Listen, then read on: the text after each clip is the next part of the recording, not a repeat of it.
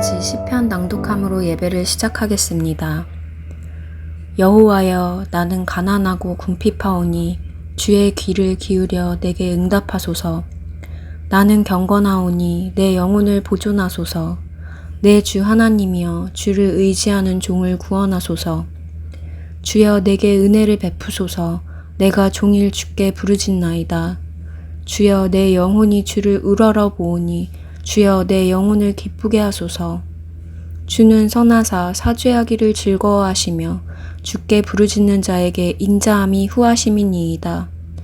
여호와여, 나의 기도에 귀를 기울이시고 내가 간구하는 소리를 들으소서. 나의 환난 날에 내가 주께 부르짖으리니 주께서 내게 응답하시리이다. 아멘.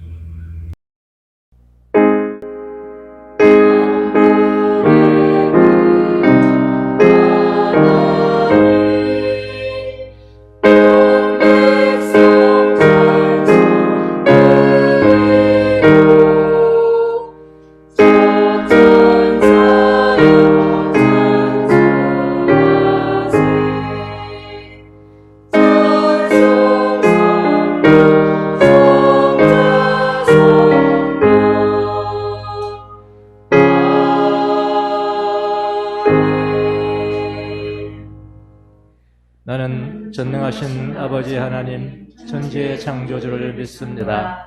나는 그의 유일하신 아들 우리 주 예수 그리스도를 믿습니다.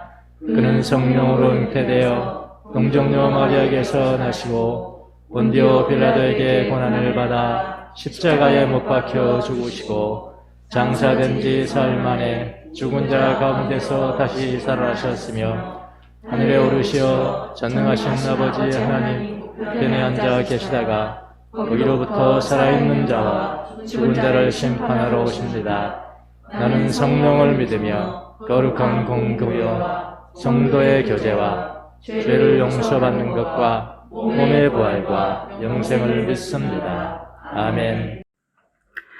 하나님, 우리를 너무나 사랑하셔서 어려울 때나 힘들 때나 낙담할 때나 깊은 시름에 있을 때나 늘 저희와 함께 해 주셔서 정말 감사합니다.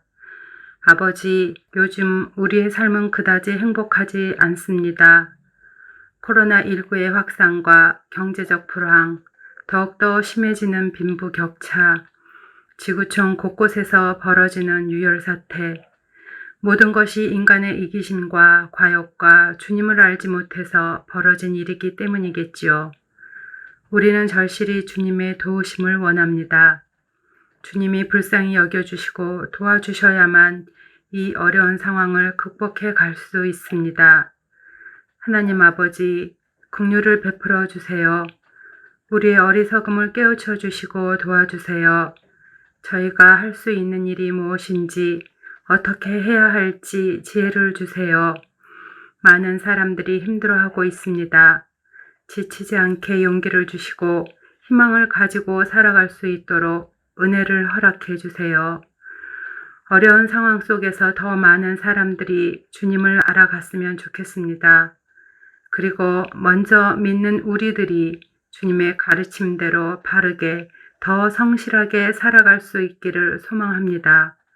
이사야 말씀대로 이리와 어린 양이 표범이 새끼 염소와 송아지와 새끼 사자가 그리고 어린아이가 함께 뛰노는 그런 날을 꿈꿀 수 있길 소망합니다.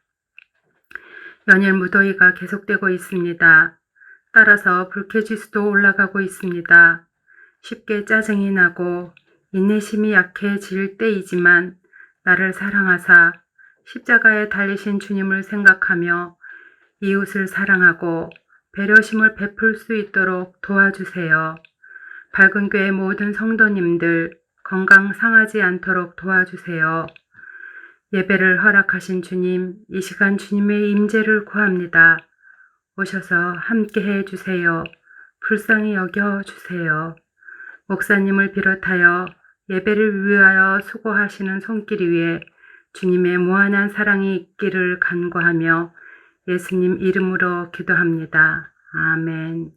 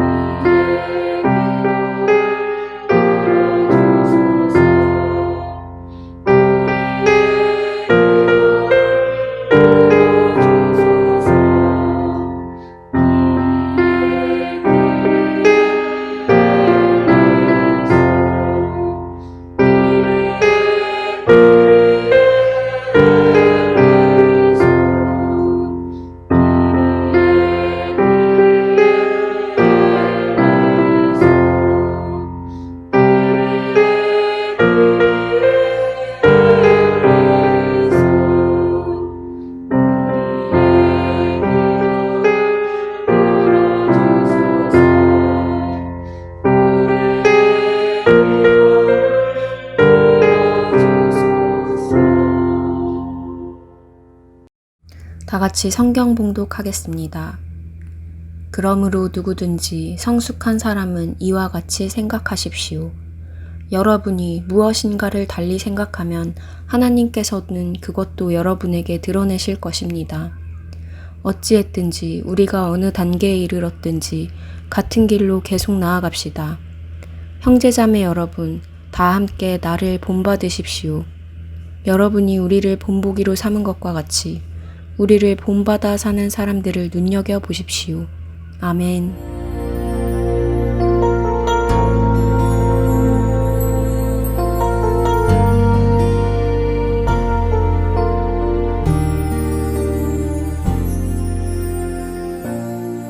하늘의 문을 여소서 이곳을 주목하소서 주를 향한 노래가 꺼지지 않으니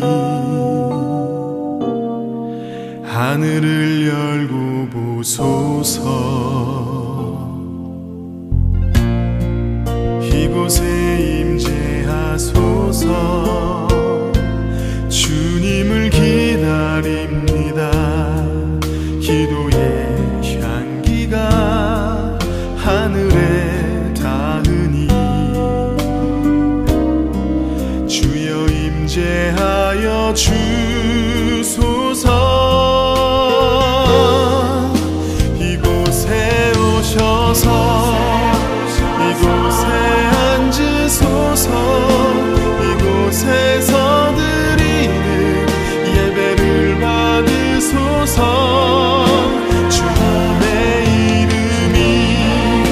주님의 이름만이 오직 주의 이름만 이곳에 있습니다.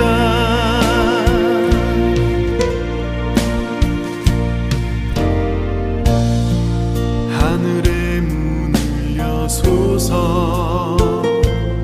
이곳을 주목하소서 주를 향한 노래가 꺼지지 않으니 하늘을 열고 보소서 이곳에 임재하소서 주님을 기다립니다.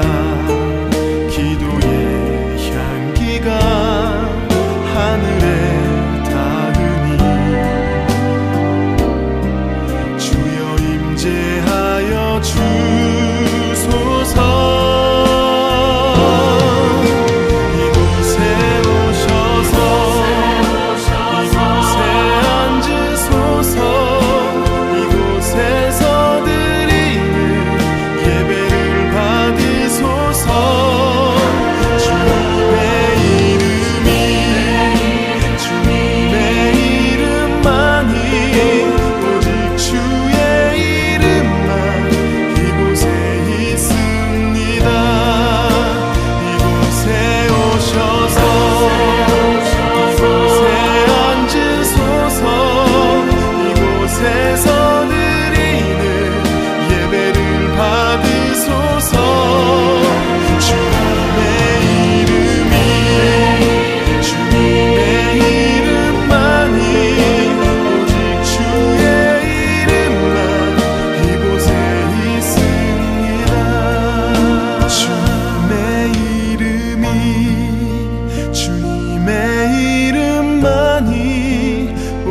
주의 이름만 이곳에 있습니다.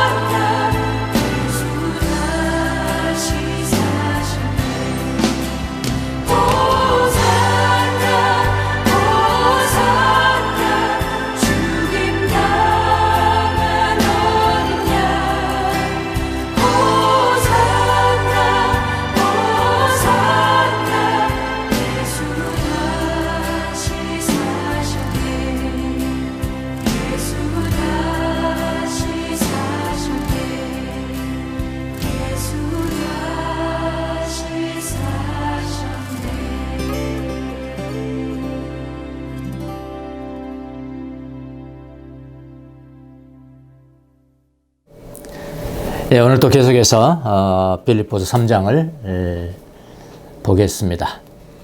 특별히 오늘은 바울 사도가 뭐라고 도전적으로 이야기했냐면 나를 본받으라 그렇게 이야기했습니다. 아무 근거 없이 나를 본받으라 이렇게 하는 사람 보면 아주 자기 뭐 과장이 심한다든지 좀 머리가 좀 어떻게 됐다든지 그런 사람이겠습니다만은 바울이가 그런 사람이 아니잖아요. 바울이 그는 그런 이유가 있을 겁니다. 나를 본받아라 아주 직설적으로 이야기를 했어요. 직설적으로. 여러분 이 세상에는 사람들이 본받아야 될 인물들이 많이 있습니다. 자신의 영역에서 무엇인가 성과를 낸 사람들을 본받기를 원하고 사람들은 또 뭐 윤리적인 면에서 아주 탁월한 사람들 본받아라 그러잖아요. 여러분 자녀들한테 그렇게 하죠. 윤리로 탁월한 사람들은 저 사람 본받아라. 또 영웅적인 일을 행한 사람들을 본받기를 원하고 또 그렇게 자녀들에게 가르칩니다. 누구를 본받아야 된다. 누구를 본받아야 된다. 그런데 사람들이 본받을 만한 사람들 그 사람들 자신이 자기를 본받으라고 말한 사람은 없어요. 자기가 그러면 좀 이상하잖아요. 아마 그렇게 말한다면 자칫하면 그건 정신병자로 몰릴 수도 있는 겁니다. 사실. 그런데 특이하게 성경은 오늘 본문입니다만 오늘 본문에는 믿는 사람들, 예수 믿는 사람들이 본받아야 할 사람에 대해서 말하고 있는 거예요. 그러니까 우리에게 이건 직접적으로 우리에게는 적용이 되는 것입니다. 그런데 특이하게 그 사람은 자기를 본받으라고 직설적으로 이야기를 해요. 누구라고요? 바울이죠, 바울. 바울이 바로 그 사람입니다. 사람을 본받는 일이 이 세상 사람들에게나 우리 그리스도인들에게 어떤 차이가 있을까요? 차이가 분명히 있겠죠. 바울은 왜 자신을 아주 직설적으로 자신을 본받으라고 이야기를 했을까요? 우리 예수 믿는 사람들은 롤 모델이 분명합니다. 아주 명확해요. 뭐라고요? 바울을 본받으면 돼요. 바울이 미친 사람이 아니면은 여러분 바울을 본받으면 됩니다. 성경이 나와 있는 것이니까. 그리고 바울을 본받아 살던 사람들을 또 본받으면 돼요. 그렇게 하라고 그랬으니까요. 근데 성도들이 성경을 잘 지키지 않습니다. 성경을 읽기는 합니다만은 지키면서 성경을 살질 않아요. 본받아야 할 사람이 누구인지도 잘 모릅니다. 잘 몰라요. 그리고 무엇을 본받아야 할지도 잘 모릅니다. 그게 어떻게 된지 아십니까? 변화가 없어요. 변화가. 그리스도인의 삶에 변화가 없는 거예요. 자, 오늘 본문을 통해서 우리가 이 땅에 살아가면서 누구를 본받아야 하는 것인지, 왜 그를 본받아야 하는 것인지, 또 뭘 본받아야 되는 것이지, 무엇을 본받아야 하는지를 잘 알고 주님을 기쁘시게 하는 그리스도인의 삶을 사시기를 바랍니다. 우선 우리가 누구를 본받는 거, 우리 예수 믿는 사람들이 성경에 나오는 누군가를 본받는 것이 왜 중요한가? 왜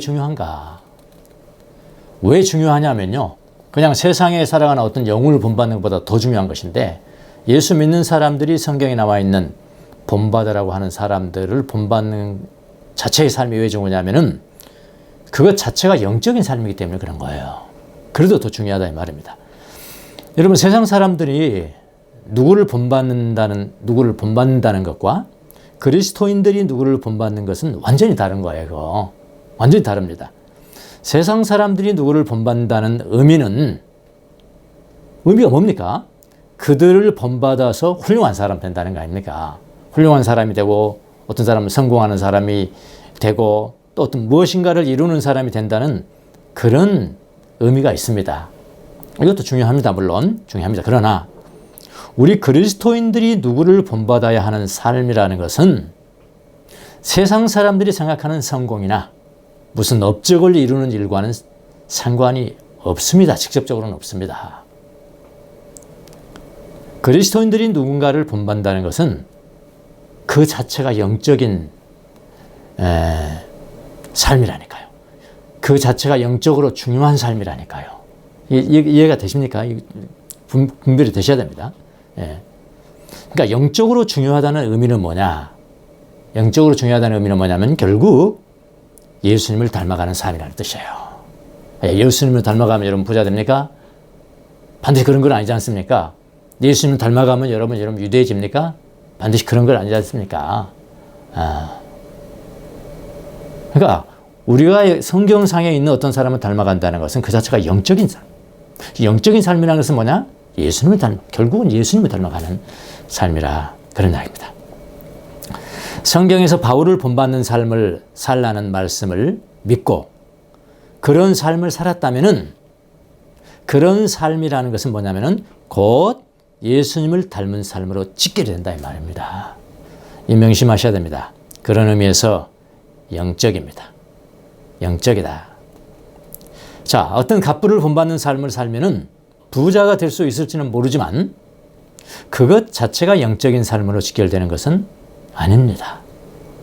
그러나 바울을 본받는 삶을 살거나 성경 말씀대로 바울을 본받는 삶을 살아가는 사람들을 아주 눈여겨놨다가 마크해놨다가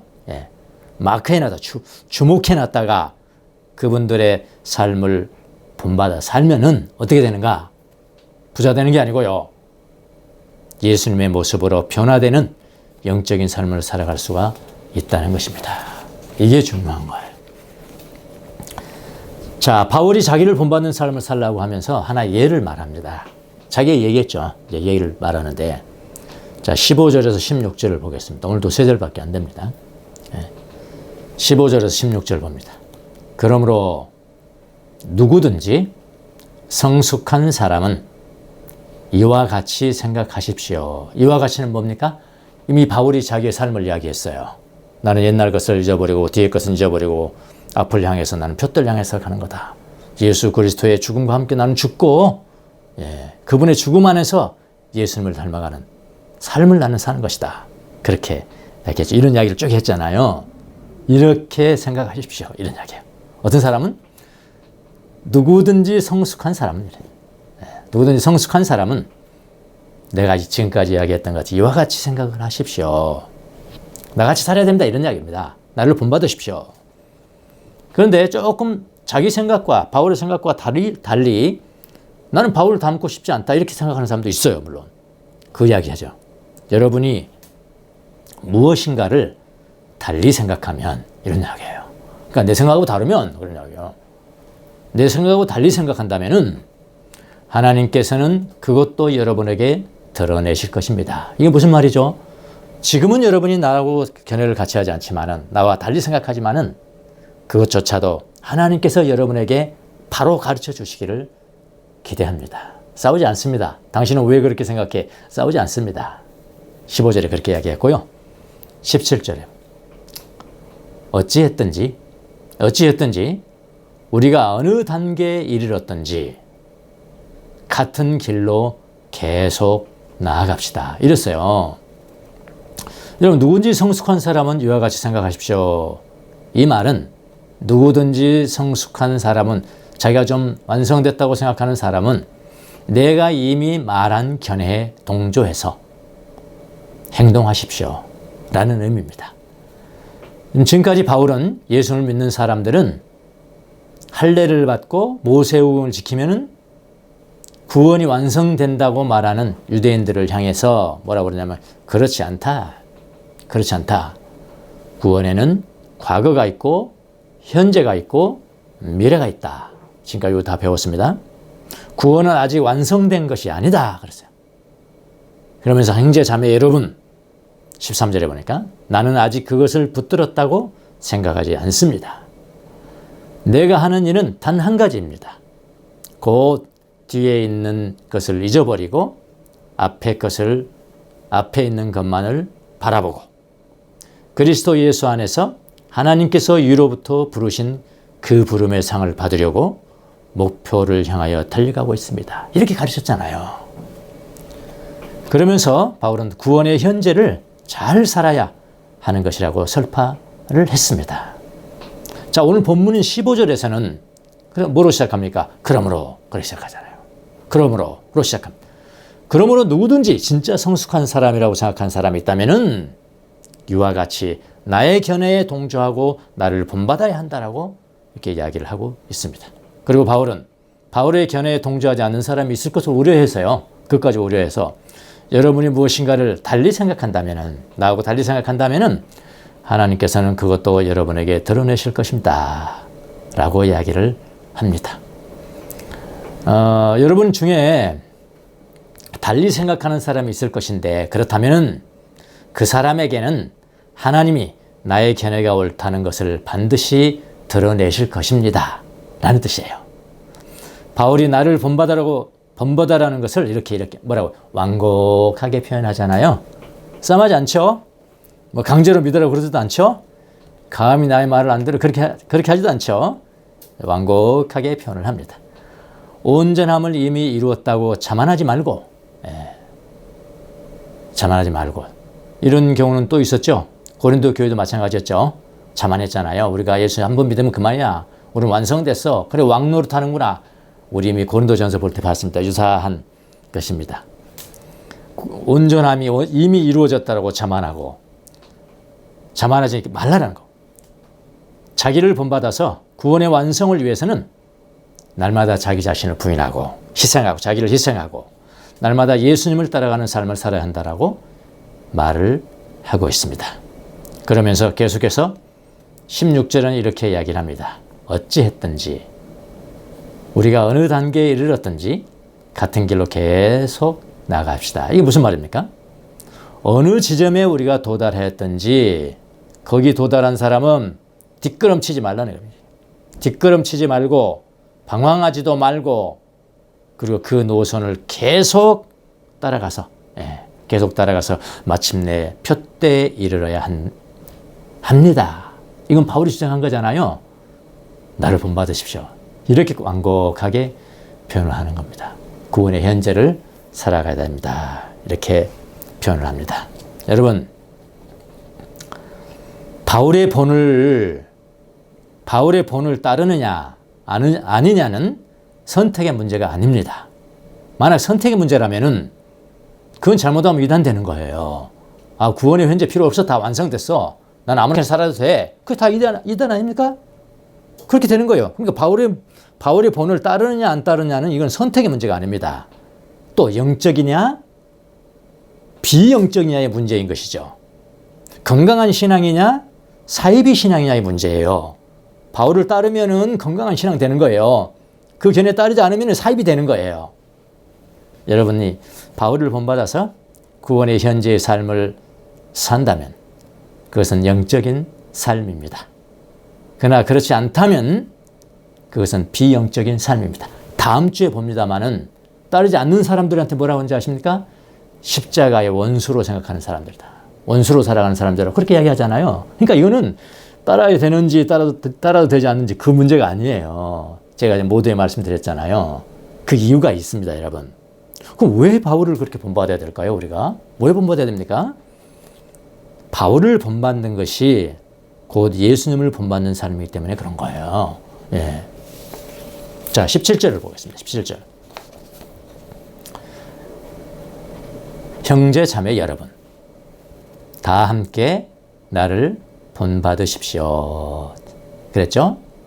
여러분이 우리를 본받기로 삼은 것과 같이 우리를 본받아 사는 사람들을 눈여겨보십시오. 그러니까 바울이 이렇게 이야기하는, 나 본받아라, 이런 이야기. 나 본받아라. 그리고 나를 본받아 사는 사람들이 있는지 없는지 눈여겨보라. 눈여겨보라는 것은 마케노라는 거예요. 이건 내가 본받아야 될 사람. 아, 이 사람 내가 가만히 보니까 바울을 본받아 살아가네. 이 사람 바울을 본받아 살아가네. 그러면 나도 이 사람 본받아 살아갈 사람. 이렇게 마크하라는 거예요. 여러분, 바울은 자신을 본받으라고 강조했는데 여기만 강조한 거 아닙니다. 다른 것도 많이 있어요. 자주 언급을 합니다. 고린도전서 4장 16절. 그러므로 내가 여러분에게 권합니다. 여러분은 나를 본받는 사람이 되십시오. 거기도 그랬어요. 데살로니가 전서 1장 6절. 또한 여러분은 많은 환난 가운데서도 성령이 주는 기쁨으로 말씀을 받아들여서 그 다음에 뭐라고 그러냐면요. 우리와 주님을 본받는 사람이 되었습니다. 뭐라고요? 바울을 본받는 삶이 뭐라고요? 주님을 본받는 삶이라고요. 고린도전서 11장 1절은 중요한 이야기예요. 11장 1절. 내가 그리스도를 본받는 사람인 것과 같이. 바울입니다. 바울은 누구를 본받았다고요?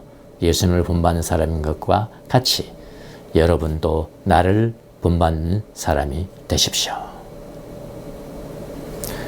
여러분, 바울은 자신이 예수님을 본받는 사람이기 때문에 자신을 본받는 삶이라는 것은 곧 예수님을 본받는 삶이라고 강조합니다. 바울이 미친 사람이 아니지 않습니까? 그렇잖아요?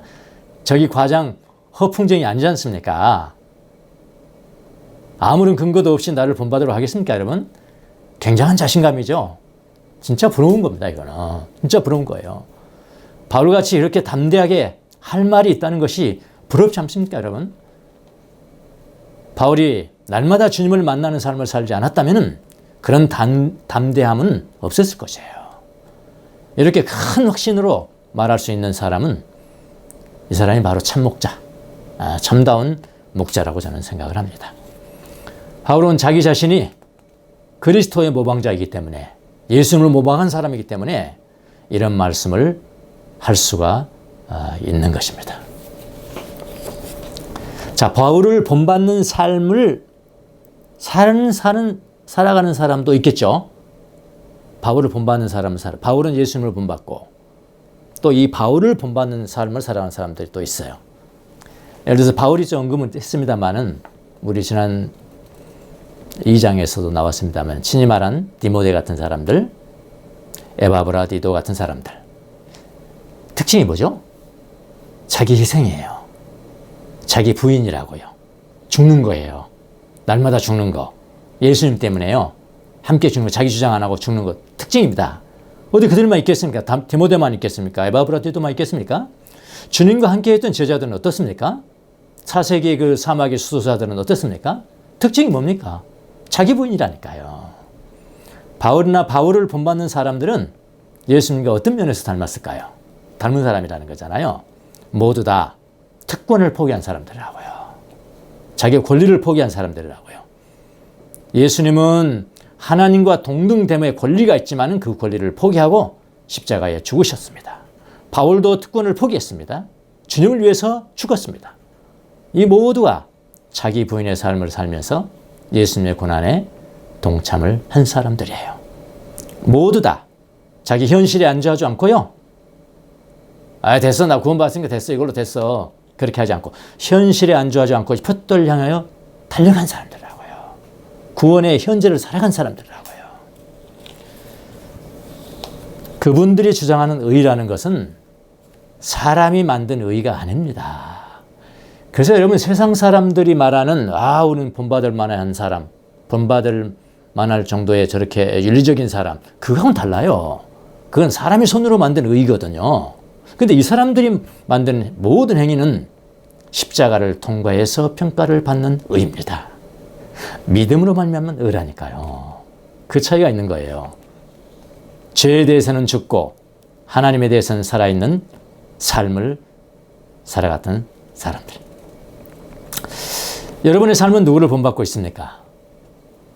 이 세상의 어떤 영웅입니까? 아니면 예수님 라인입니까? 바울 라인입니까? 디모데, 에바브라디도 이런 사람의 라인입니까? 또는 바울을 본받고 살아가는 사람들의 라인입니까? 이거 막 하라고 그래서 다 이렇게 다. 우리는 아무나 본받으면 안 돼요. 저는 지난주에 참 좀 우울하게 보냈습니다. 제가 존경하는 목사님 한 분이 돌아가셨다는 소식을 듣고, 김성기 목사님이라는 분인데, 저하고는 참 오랜 세월 같이 사역을 했고, 그랬습니다. 이분이 돌아가셨다는 소리를 듣고 저는 굉장히 슬펐고, 굉장히 충격을 많이 받았습니다. 일주일 내내 우울했습니다. 왜냐하면 이분의 삶이 굉장히 자기 몫을 포기하고 자기를 부인하고 항상 손해보고 살고 하는 그런 삶이었거든요. 그래서 어떻게 보면 자녀들을 좀 가정을 좀 돌보지 않는 것 같이 보이기도 하고 세상 사람들이 볼 때는 참 바보 같은, 제가 볼 때도 바보 같거든요. 그런 삶을 사셨어요. 특별히 이분이 좋아했던 가르치는 거죠. 헬라어나 히브리어를 어떻게 하면 평신도들에게까지, 신학생뿐만 아니라 모든 평신도들에게 헬라어, 히브리어를 가르쳐서 성경을 원어로 할 수 있을까? 이게 미쳐있는 사람입니다. 뭐 한 가지 미친 사람들 그렇잖아요. 제가 지금 헬라어하고 히브리어 하는 것도 다 그분한테 배운 겁니다. 예. 근데 뭐 학생들 오는데 뭐 수강료 없다고 하면 됐어요. 그냥 오세요. 다. 그러니까 자녀들이 이제 아버지가 돌아가시다는 이야기를 이렇게 저한테 하면서 아버지가 가정을 이렇게 많이 돌보지 않는 것 같아서 좀 서운한 때도 있었다라는 이야기를 하더라고요. 제가 그런 이야기를 했습니다. 그 목사님의 말로 자기를 돌보지 아니하고 자기를 포기하고 자기를 희생하고 자기 부인을 하고, 그래서 세상 사람들이 볼 때는 참 바보 같은 그런 삶을 살았을지는 모르겠지만은 주님께서는 저분을 기뻐하셨을 것이다 라고 나는 믿는다. 자녀들로서 그분을 존경하고 그분을 안아할 충분한 이유가 있다라고 제가 애도의 문을 적어서 그 자녀들에게 보내줬습니다. 다행히 제 말을 이렇게 믿어줘서 그 마음을 바꾸고 아버지를 존경하고 정말 참으로 안아할 수 있게 됐다는 소식을 제가 전해 들었습니다. 이 특징이 무엇이었을까요? 자기 부인입니다. 자기 희생의 정신을 가진 그런 사람이었어요. 지금도 좀 아쉬운 그런 면이 있어요. 여러분 조금 일찍 돌아가 있으니까. 자, 그러면 우리는 그들의 무엇을 본받아야 될까요? 또 이게 중요하지 않습니까? 뭘 본받아야 되는 거죠? 우리는 뭘 본받아야 된다? 본받아야 할까요? 그분들의 행동을 본받아야 돼요. 행동. 자, 빌립보서 3장 17절을 보겠습니다. 17절. 여러분이, 후반절을 보겠습니다. 여러분이 우리를 본보기로 삼은 것과 같이. 그랬죠? 여러분이 우리를 본보기로 삼은 것과 같이 우리를, 그러니까 바울입니다. 우리는 바울을 본받아 뭐 하는 사람들? 사는 사람들을 눈여겨보십시오. 그랬거든요. 나를 본받아 사는 사람, 삶을 살아가는 사람들을 눈여겨보십시오. 눈여겨보라는 것을 아주 주목해 주세요. 이렇게 마크표 쳐주세요. 여러분이 따라가야 될 사람으로 마크 쳐주세요. 그랬거든요. 그러니까 삶을 리브죠. 리브. 삶을 살아가는 사람. 자, 바울이 누구를 눈여겨보라고 합니까? 자신의 본을 따라 삶을 살아가는 사람들을 눈여겨보라고 이야기를 합니다. 그러니까 삶을 살아가는 사람이 뭐예요? 그들의 행동을 눈여겨보라고 말하는 거예요. 그들이 품고 있는 어떤 생각이나 교리나 확신이나 논쟁, 그런 것이 아니라 그들의 행동을 눈여겨봐야 한다고 합니다. 행동은 어디서 나오는 것입니까? 그들이 믿고 있는 바에서 나오는 것이거든요. 믿고 있는 것을 행동으로 나타낼 때 그 행동이 그들의 믿음을 나타내 주는 거거든요. 자, 여기에 쓰인 헬라어가, 제가 헬라어를 잘 쓰잖아요. 거의 다 배웠어요. 그 목사님한테 다 배웠습니다. 예. 파리페테오. 자, 파리페테오인데, 이 파리페테오는 뭐냐면은 행동을 말하는 거예요. 행동은 어떤 행동? 실천적 행동이에요. 직접 삶을 살아야 돼. 컨덕트 해야 돼요. 직접 살아야, 행동을 해야 돼요. 걸어가는 거, 직접 걸어가야 돼요. 동행해야 되는 거. 그러니까 정신적인 활동과 다릅니다, 여러분. 실천적 활동이에요. 이 단어, 이 파리페테오라는 이 단어를 의미하는 대칭되는 히브리어가 있어요. 그 히브리어가 뭐냐면 할라크입니다. 할라크. 이것도 다 그분한테 배운 겁니다. 할라크. 신학교에서는 히브리어 헬라어 많이 못 배웁니다, 여러분. 한 학기 정도 배워가지고 뭐 알파벳이라도 정도 읽으면 다 배우는 거죠. 네. 할라크는 그야말로 걷는 거예요. 히브리 사람들 할라크 굉장히 많이 씁니다. 동행하다 할 때도 할라크예요. 동행하다. 걸어가다, 오와크고 행동하는 것이고 살아가는 것이고요. 성경에 하나님과 동행하다. 아브라함은 하나님과 동행했다 그러잖아요. 하나님과 동행했다. 성경에 이 동행하다는 동사가 나오는데 그게 뭐냐면 할라크예요. 근데 할라크가 아니라 뭐냐면은 히트 할라크예요. 히트 할라크. 이제 히브리어는 같은 동사를 써도요, 어떻게 쓰냐에 따라서 굉장히 다섯 가지 형태가 막 바뀌어져 버려요. 예. 어떤 거는 막 강조형으로 바뀌어져 버리는 거. 히트가 그거 히트. 히파엘이라고 그러죠. 칼리팔, 피엘, 부활, 히파엘. 다섯 번째 히파엘이라고. 여기는 히트 할라크라고요. 할라크는 원의 루트인데, 원 루트인데, 거기에 히트 들어가면은 이걸 아주 강조를 하는 거라고, 강조. 걸어 다닌다는 것을 강조를 하는 거예요. 그러니까 어떻게 가겠어요? 막 달려가는 거죠. 씩씩거리면서 내가 달려가는 거예요. 근데 우리는 하나님과 동행하는 걸 어떻게 생각합니까? 하나님 빨리 나 따라오세요. 여러분 그러지 않습니까? 하나님 나 좀 따라와 주세요. 나 좀 따라와 주세요. 그렇게 생각하지 않습니까? 아니 그게 동행이 아니고요. 여러분이 따라가야 된다니까요. 어느 정도 걸어가야 돼요? 히탈라크라니까요. 막 그냥 열심히 따라가는 거라고요. 누구를 따라가는 것입니까? 주님이 있는 곳에 따라가는 거예요. 이때 히탈라크예요. 히탈라크. 지금 여기 그런 나를 본받는 삶을 살아간다. 파리파테오라는 동사가 히브리어로 쓰면 할라크라고, 히트할라크라고요. 예. 저는 시골에서 할머니하고 살면서 저는 히트할라크라는 이 동사를 생각할 때마다 저희 할머니 항상 생각난 것이 하나가 있어요. 시골에서 할머니와 살면서 가장 좋은 날이 언제냐면은 장날입니다. 장날. 장날 아시죠? 4일에 한 번씩 하고 뭐 5일에 한 번씩 장날을 쓰잖아요. 장날이 되면 제일 좋았어요. 기분이 좋았어요. 왜 그럴까요? 할머니를 따라갈 수가 있고요. 할머니 따라갈 수가 있고 그 다음에 잘만 할머니 꼬시면은 엿이라도 하나 얻어 먹을 수 있잖아요. 장에 가서. 그러니까 장날 되면 항상 저는 할머니를 따라갔습니다. 한 6km 정도 되죠. 6km 정도 되면은 그 당시에 뭐 걸음걸이로 제 걸음걸이는 한 1시간 반이나 2시간 정도 가죠. 올 때도 그렇게 걸리고요. 예. 근데 가는 도중에는 바닷가로 갑니다. 이렇게 바다를 막아가지고 뚝이 있는데 뚝이 뭐 한 1km, 2km 될까? 뚝을 쭉 가야 돼요. 근데 이쪽에는 이제 바다고 이쪽에는 바다고 이쪽은 막았으니까 이쪽에는 이제 육지가 되겠죠. 앞으로는요. 거기를 쭉 따라가요. 근데 거기를 쭉 따라가는데 이 바닷가에 보면요. 이제 썰물일 때는 개 있죠. 개 아시죠? 꽃게 같은 거. 꽃게인가 무슨 뭐 조그만 개도 있잖아요. 그런 개들이 그 앞에 막 많이 나와서 놉니다. 노는데 그놈들은 다 자기 집이 있어요. 자기 집이 다 있다고. 그냥 노는 게 아니에요. 꽃게들도. 자기 집이 있어요. 고유의 집들이 있어요. 그러면은 저는 이제 어릴 때니까 심술이 나서 돌을 하나 집어듭니다. 돌도 그게 그렇게 재밌어요. 그 놀이가 혼자 하는 거. 돌을 집어들고요.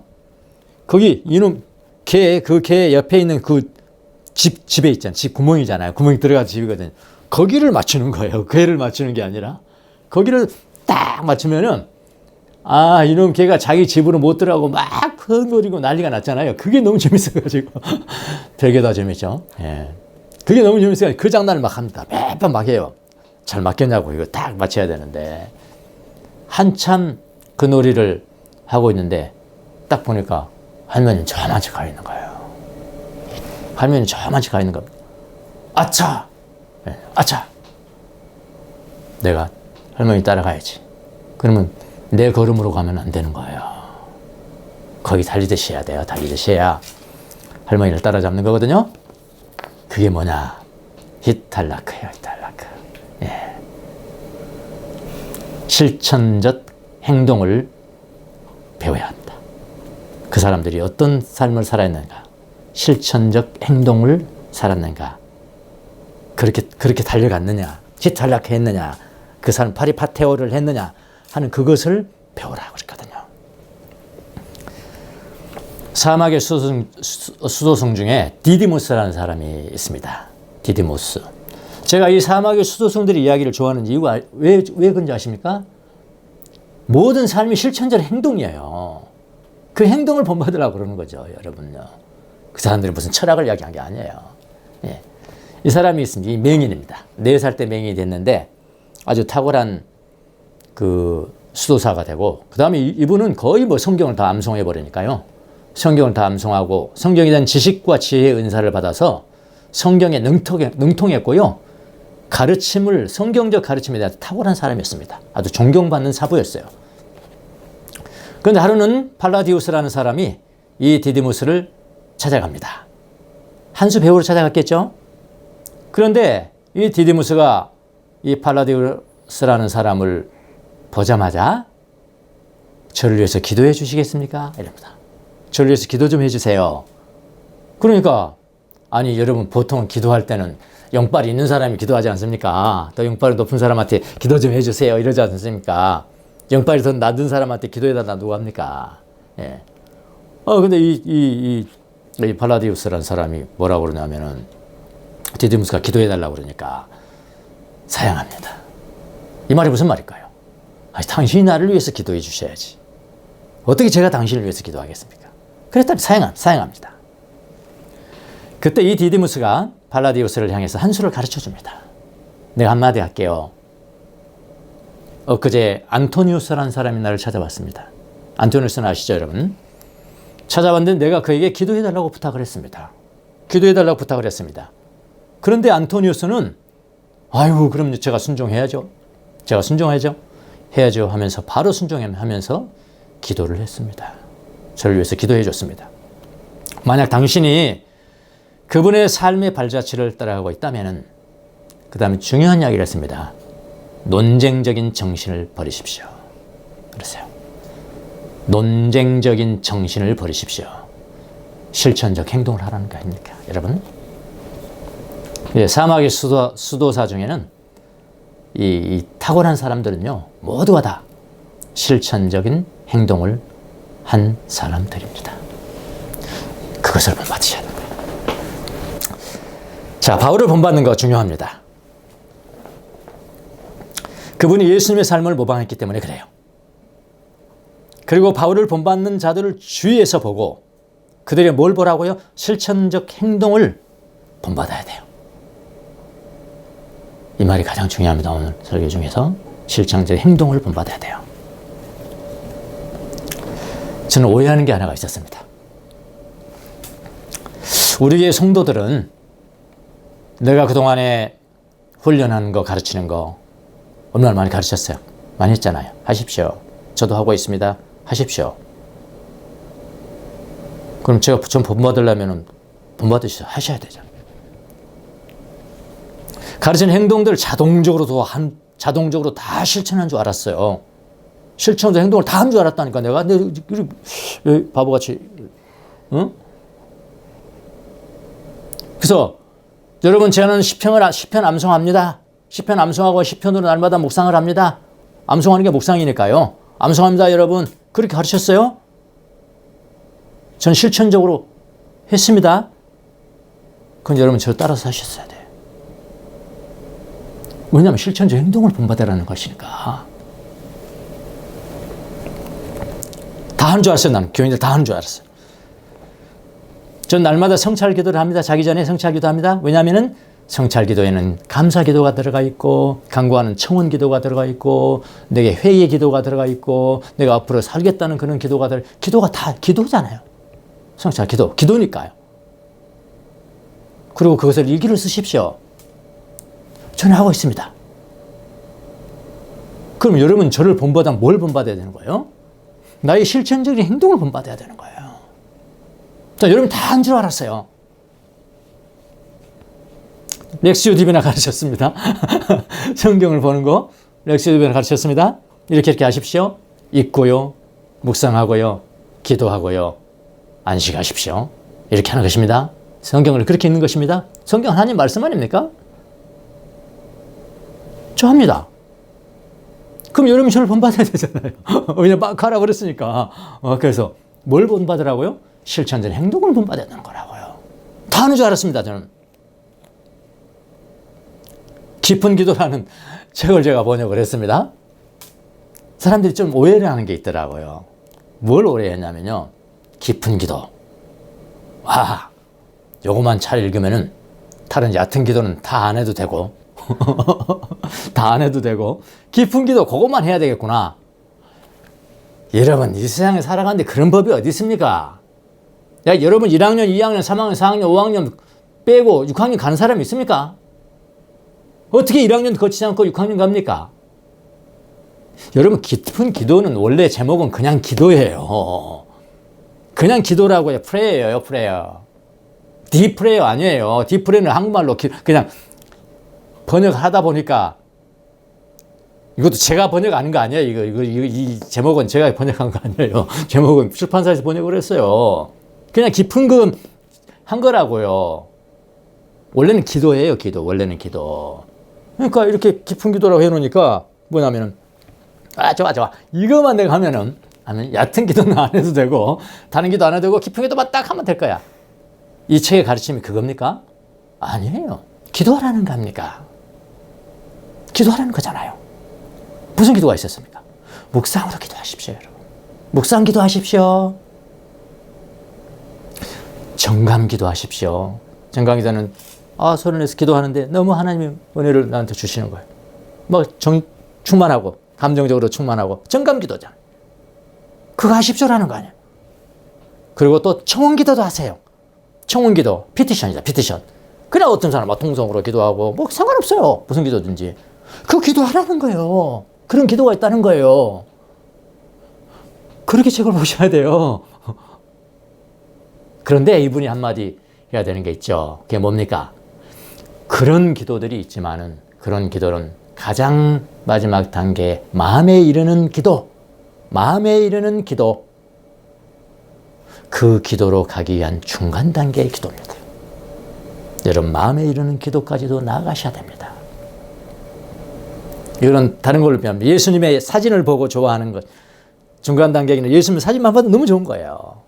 그렇지 않습니까? 애인의 사진만 봐도 너무 좋잖아요. 그런데 그보다 더 좋은 것이 무엇입니까? 애인을 직접 만나는 거 아니에요. 예수님 직접 만나서 그분의 품 안에 안기는 것은 더 깊은 기도라 이러면 그렇게 하라는 거거든요. 다 그렇게 하는 줄 알았어요. 여러분, 제가 습관화되지 않는 것을 여러분에게 강요하지 않습니다. 저는 습관이 돼야 돼요. 습관이 되고 그 다음에 여러분에게 이렇게 하십시오. 이렇게 하십시오. 이게 성경이지 않습니까? 제가 잘못 알았더라고요. 그래서 어떻게 전략을 바꿨느냐? 요즘은 성도들을 만나면 물어봅니다. 요즘 자기 삶 가운데서 신앙생활의 가운데 루틴하게 습관이 되어 있는 게 뭐가 있습니까? 난 이거는 반드시 이것을 꼭 오늘은 해야 내 하루를 마칠 수 있는 내 습관이 된 거 한번 이야기해 보세요. 없는 거예요. 말을 못 하는 거예요. 시편 암송하셨어요? 아니요. 렉스 디븐 하세요? 아니요. 성찰기도 하세요? 아니요. 그럼 뭐 하십니까? 그래서 전략을 바꿨습니다. 행동을 체크를 해야 되겠구나. 실천 전 행동을 체크해야 되겠구나. 그렇게 바꿨습니다. 주일날 설교 한 편만 듣고 신앙생활을 난 다 했다라고 생각하는 사람이 많습니다만은 안 됩니다. 여러분, 지금 존경하고 본받으라는 사람이 누굽니까 지금? 설교자라는 사람? 그 이유로 본받으면 그 이유만으로 본받으면 안 됩니다. 아니에요. 그거 아니에요. 말 잘하는 사람, 설득력 있고 사람을 울리고 말 잘하는 사람, 그 이유로 그 사람 존경하면 안 됩니다. 뭐라 그랬습니까? 성경. 실천적 삶을 살아가는 사람들. 그 사람이 주님과 동행하는 사람이다. 그 행동을 본받아야 된다. 했거든요.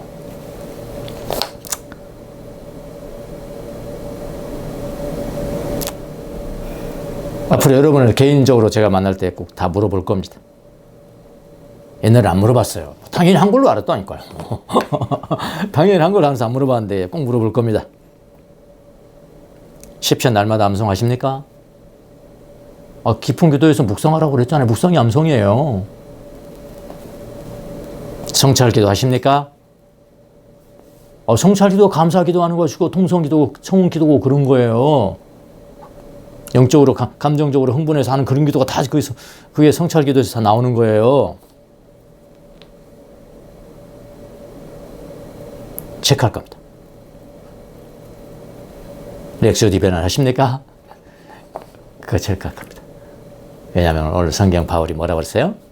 나를 본받아서 하나님과 실천적 행동으로 동행하는 사람들, 히탈라크, 실천적으로 동행하는 사람들의 그 행동을 본받아라. 그러면 결론은 뭐라고요? 예수님을 닮아가는 사람들이 될 것이다. 여러분 모두가 바울의 행동을 닮은 사람들의 실천적 행동, 히탈라크, 파리페테오, 그런 삶을 본받아서 결국에는 예수님을 닮아가는 삶을 사시는 여러분이 되시기를 예수님의 이름으로 축원합니다. 기도하겠습니다.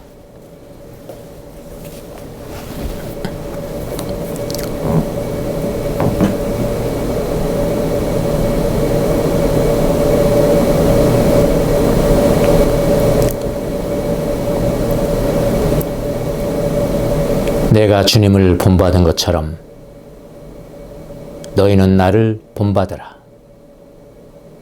하신 바울의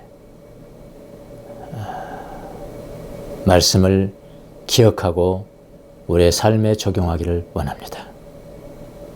나의 삶을 본받아서 실천적 행동을 하는 사람들을 본받으라. 그들의 사상이 아니고 닥트린이 아니고 정신적 행동이 아니라 그들의 실천적 행동을 본받을 수 있도록 주님 우리에게 은혜를 베풀어 주시기를 바랍니다. 지혜를 허락하여 주옵소서. 그래서 결국은 예수님을 닮아가는 삶을 우리 모두가 살아가는 귀한 종들이 될 수 있도록 축복하여 주시옵소서. 감사하고 예수님의 이름으로 기도합나이다. 아멘.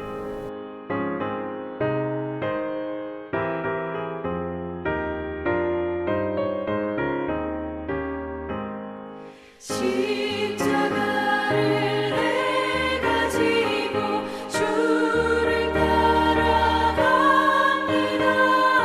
이제부터 예수로만 나의 몸에 삼겠네. 세상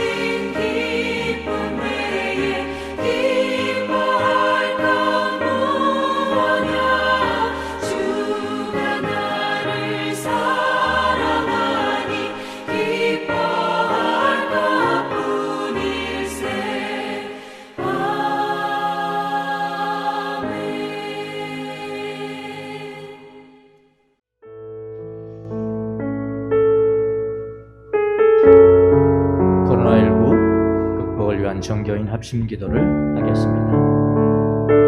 자비로우신 하나님 아버지, 코로나19 확산으로 혼란과 불안 속에 있는 저희와 함께하여 주십시오. 어려움 속에서도 내면의 평화를 잃지 않고 기도하도록 지켜주시고 각자의 삶의 자리에서 최선을 다할 수 있도록 인도하여 주십시오.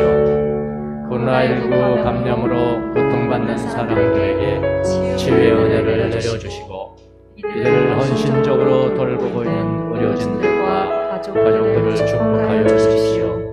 코로나19로 세상을 떠난 분들의 유족들의 슬픔을 위로하여 주십시오. 국가 지도자들에게 지혜와 용기를 내려주시고 현장에서 위험을 감수하며 헌신하고 있는 관계자들을 보호하여 주십시오. 특별히 더 큰 위험에 노출된 가난하고 소외된 사회적 약자들을 우리 교회가 더 잘 돌볼 수 있도록 도와주십시오. 우리에게 코로나19 대처를 위한 백신과 치료제를 허락하여 주셔서 감사드립니다.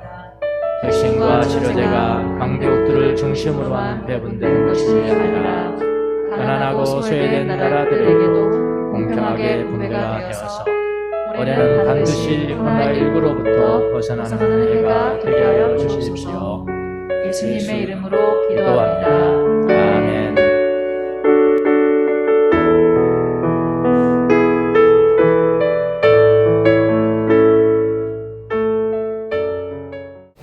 예, 사회적 거리두기 4단계가 이제 다음 주까지입니다. 일단은 그래서 다음 주도 이렇게 동영상으로 하고요.